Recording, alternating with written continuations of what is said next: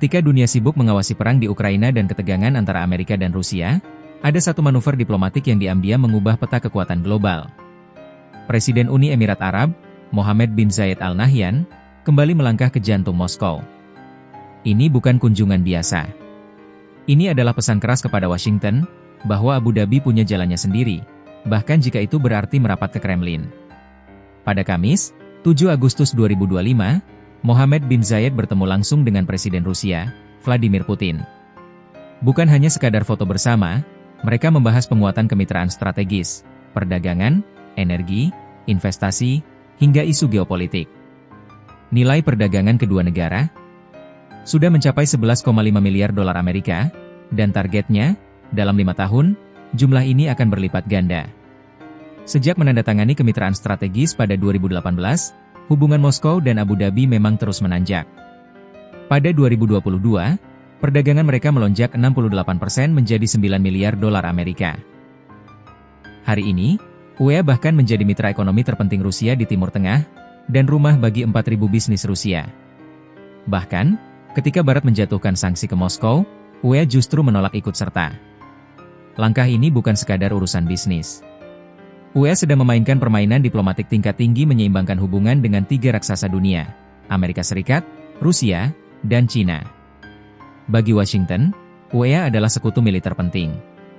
Tapi Abu Dhabi juga tak ragu menjalin kemesraan dengan Kremlin, bahkan Beijing. Menurut Anna Borshchevska dari The Washington Institute, UE mengadopsi pendekatan non-blok, tidak memilih satu pihak, tapi memanfaatkan semua hubungan untuk memperkuat posisi strategisnya.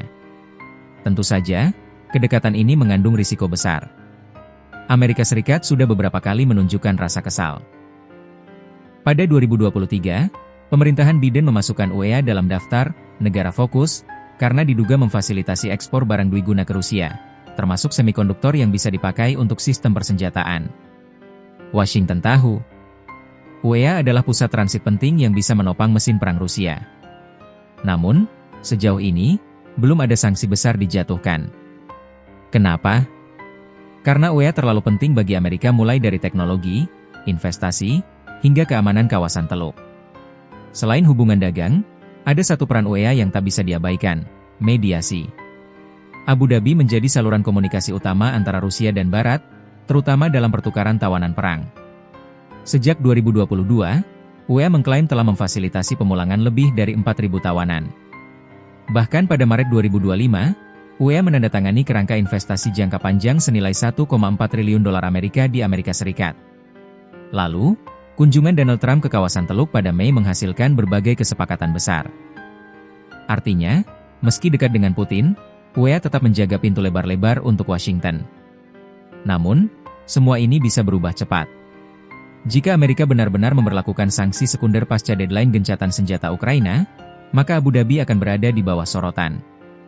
Menurut Michael Rubin, mantan pejabat Pentagon, UE kini tak mau lagi menjadi bagian dari kampanye tekanan global.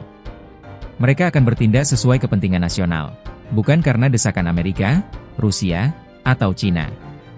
Dari Moskow hingga Washington, dari Teluk hingga Eurasia, langkah UE menunjukkan satu hal, negara ini bukan lagi pemain figuran di panggung global. Mereka adalah aktor utama yang mampu mempengaruhi jalannya sejarah.